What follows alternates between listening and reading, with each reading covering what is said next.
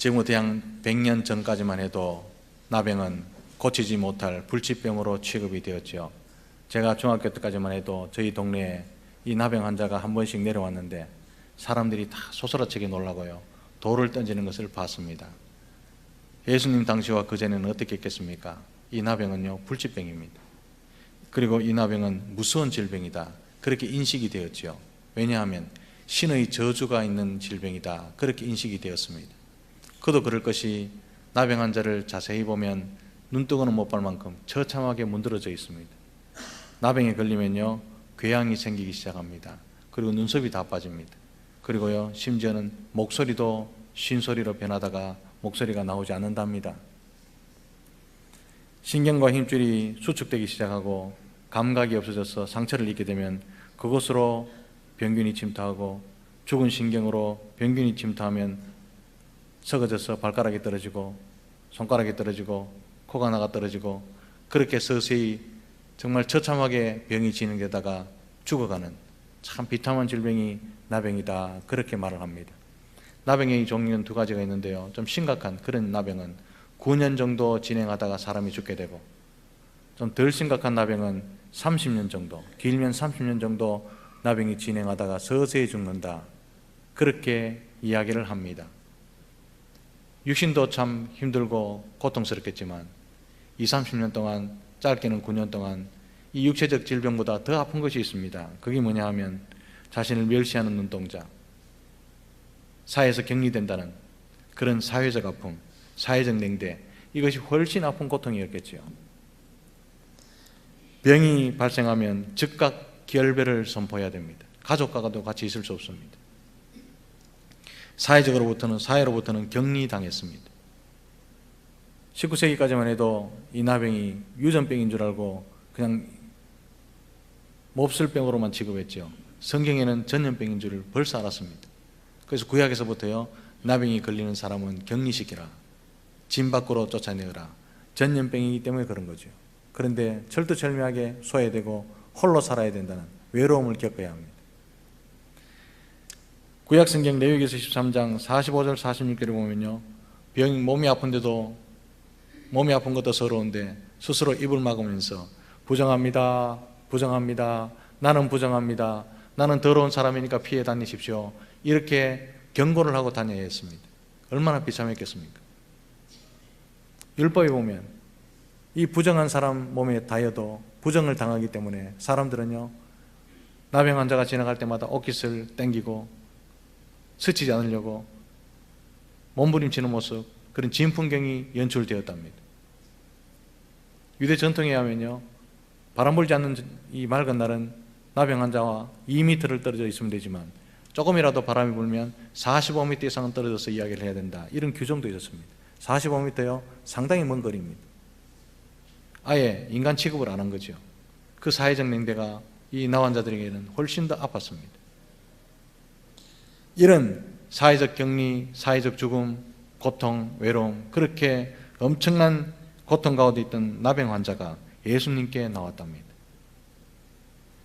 엄청난 용기고 대단한 믿음입니다.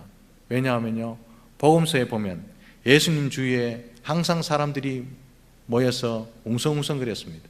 예수님 혼자 있을 수가 없었습니다. 이 말이 무슨 말입니까? 이 나병 환자가 예수님께 나오기 위해서는 그 많은 무리 군중을 뚫어야 했습니다. 아무도 자기와 스쳐가지 않으려고 하고 만지지 않으려고 하고 가까이 가지 않으려고 하는데 군중을 뚫는다니요, 있을 수 없는 이야기겠죠. 이 말은 돌에 맞아 죽을 각오를 하지 않으면 예수님께 나올 수 없다는 것을 알았습니다. 슬쩍 지나가는데 나병인 줄 알면요, 사람들이 가만히 있겠습니까? 냄새는 또 얼마나 납니까? 그 사람 쓱 지나갈 때요, 돌을 던져서 멀리 쫓아내겠죠. 나병 환자가 예수님 만나기 위해서 그 군중을 뚫을 때 걸리기만 하면 죽습니다. 맞아 죽거나 돌에 맞아 죽거나. 그러나 그가 살 길은 오직 예수님밖에 없었기 때문에 죽을 각오로 예수님께 나온 것입니다. 쉽게 나온 것이 아니죠. 우리는 쉽게 예수님을 만날 수 있습니다. 쉽게 성경 지키고 예배를 드리면서 하나님을 바라볼 수 있습니다만 나병 환자에게는 특별한 일이었습니다. 역설적으로 우리가 생각하면 이 병자는 나병에 걸렸기 때문에 예수님께 목숨 걸고 나올 수 있다는 사실을 우리는 알아야 합니다. 편안해서 예수를 만나지 못하는 것보다, 편안하게 예수를 믿기 때문에 십자가를 바라보지 못하는 것보다, 예수가 어떤 분인지 잘 모르는 사람보다는, 복음이 어떤 건지 잘 맛을 못 보는 사람보다는 생명의 예수를 만나게 해준 이 고난이 더 낫다는 것을 기억하시기를 주님의 이름으로 축복합니다. 고난이 있어야 주님을 만날 수 있는 거죠. 그 고난을 넘어야 주님을 만질 수 있는 거죠. 목숨 걸고 주님 앞에 나오게 하는 것은 심각한 문제와 고난 때문임을 기억하시기를 바랍니다. 사랑하는 성도 여러분, 나병한 자가 이와 같이 목숨 걸고 예수님께 나왔듯이 우리도 역시 이런 각오로 예수님께 나가야 살 수 있는 사람들임을 기억하시기를 바랍니다. 아무 생각 없이 예수님께 나와서 백날을 예배드려도 못 만나고 돌아가는 거죠.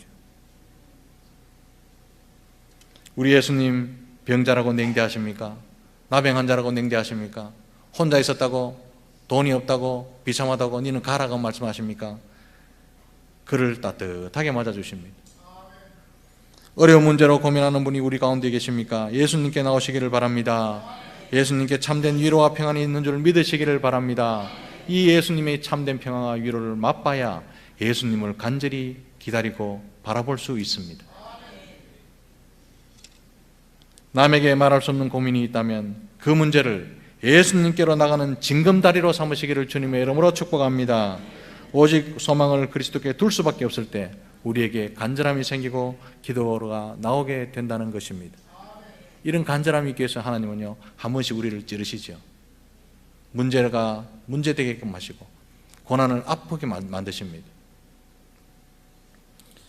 이 나병 환자는 주님께 나가서 입을 엽니다. 원하시면, 주님 원하시면. 얼마나 겸손한 말입니까? 주님 원하시면. 그의 1차적인 관심은요, 주님 앞에 나가도 주께서 원하십니까? 이것이 1차적인 관심이 있다면.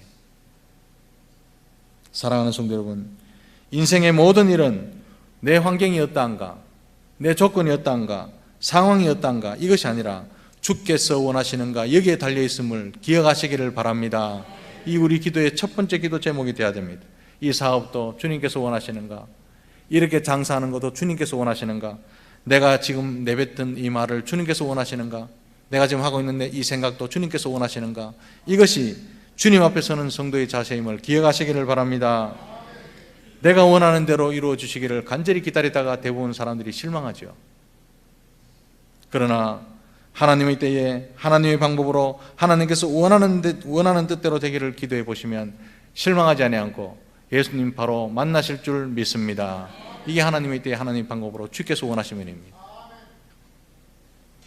41절에 보면 예수님은 손을 내밀어 그에게 대시며 만져주셨답니다. 이건요, 획기적인 사건입니다. 예수님께서 나병을 고치기 위해서 굳이 손으로 만지실 필요는 없었습니다. 말씀으로 천지를 창조하신 분, 말씀으로 백부장의 하인을 낫게 하신 분, 그분이면요, 네가 그냥 멀리 떨어져라, 냄새나니까 나아라, 이래도 충분하신 분입니다. 가까이 오지 마라, 가까이 오지 마라, 낫게 해줄게, 이래도 되죠. 당시에 나병 환자를 만진다는 것은요, 상상도 못할 일입니다. 특히 유대 사회에서는요, 만지는 순간 율법을 어기는 겁니다. 그런데 이 율법과 사회적 상황과 조건을 다 알고 계신 분이 왜 만지셨을까요? 이유는 여러 가지 있습니다. 그런데 첫 번째로는요, 예수님이 그들이 알고 있는 율법보다 더 크신 분임을 가르치기 위해서 많은 사람들이 보는 앞에서 그를 덥석 만지십니다. 법보다 크신 예수님은 율법을 완성하러 오신 분이죠. 율법을 수여하신 분입니다. 그런데 사람들은 율법을 통해서 사람들을 소외시키고, 율법을 통해서 담장을 쌓고, 율법을 통해서 나쁜 짓을 하고, 이렇기 때문에 율법의 완성은 그런 소외가 아니라, 담장을 쌓는 것이 아니라 사랑이라는 것을 보여주시기 위해서 시청각 교제로 그를 만지셨더라, 그 말입니다. 그 사랑이 율법의 담장을 지금 넘고 있는 것입니다. 사랑하는 성도 여러분, 우리 가운데 그리스도의 사랑이 충만하기를 원하십니까? 그러면 내가 갖고 있는 율법의 담장, 내가 남에게 되는 그 잣대의 담장을 넘어서야 한다는 사실을 기억하시기를 바랍니다. 사랑하는 성도 여러분, 우리는 법이었으면 벌써 다 죽었습니다. 법으로라면 전부 사망입니다. 우리를 살리는 것은 법이 아니라 하나님의 사랑이요 은혜임을 기억하시기를 바랍니다. 우리를 살리는 것은 은혜요 사랑입니다. 오늘 본문과 병행구절인 누가복음 5장 12절에서 14절 말씀을 참고하면 의사의 눈에 보이던 이 나병 환자는요 말기 환자였던 것 같습니다. 의사가 진단하건대 이 누가는요 온병에 나병 들린 사람이라고 진단합니다. 이 말은 마태에서 마가에서는 찾아볼 수 없어요.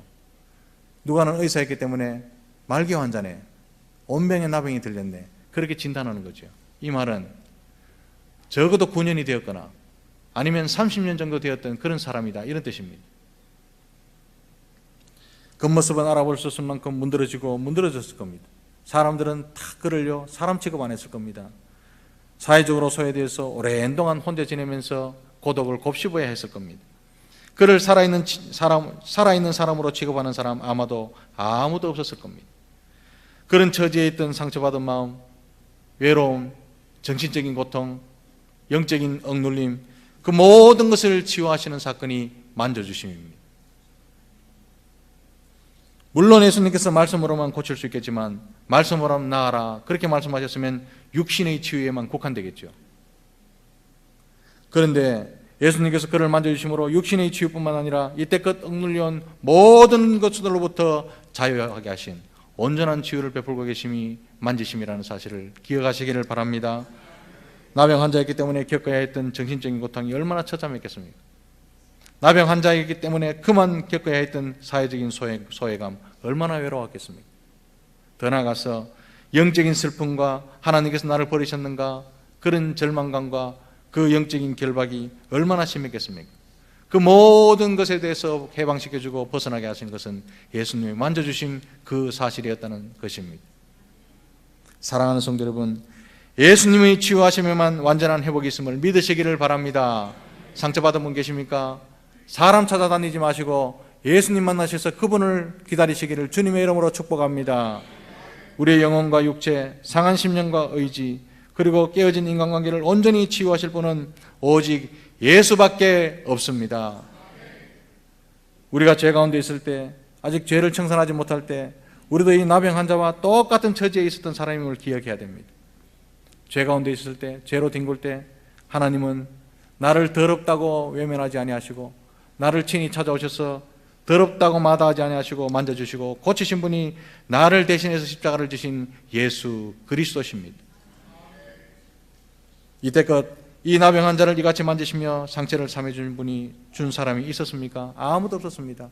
자기 친척들도 자기 엄마도 만지지 못했습니다. 이 나병 환자를 따뜻하게 만져주시고 맞아주시고 안아주신 분 오직 예수밖에 없었습니다. 사람들은 스치기를 싫어하고 만지기도 싫어하고 보기도 싫어하고 냉대해서도 예수님만은 따뜻하게 만져주셨죠. 예수님의 그 사랑의 터치가 한 나병 환자의 절망적인 인생을 새롭게 만들어 주셨습니다. 예수님의 그 사랑이 그때 나병 환자의 영혼과 몸 그리고 정신적, 사회적으로 회복시킨 것처럼 지금 나의 모든 것도, 우리의 모든 것도 전인격적으로 회복시킬 줄 믿으시기 바랍니다. 사랑하는 성도 여러분, 이 시간에 고난과 질고로 고통당하는 분이 계십니까? 잘 찾아오셨습니다. 영적으로 정신적으로 공허한 분이 계십니까? 이 한 시간에 만져주시고 치료하시는 예수님 만나시기를 주님의 이름으로 축복합니다. 우리의 아픔과 슬픔을 고쳐주실 분은 오직 예수밖에 없습니다. 예수님의 따뜻한 사랑과 위로 그리고 은혜로 말미암아 온전한 회복을 경험하시는 저와 여러분들이 다 되시기를 주님의 크신 이름으로 축복합니다. 기도하겠습니다.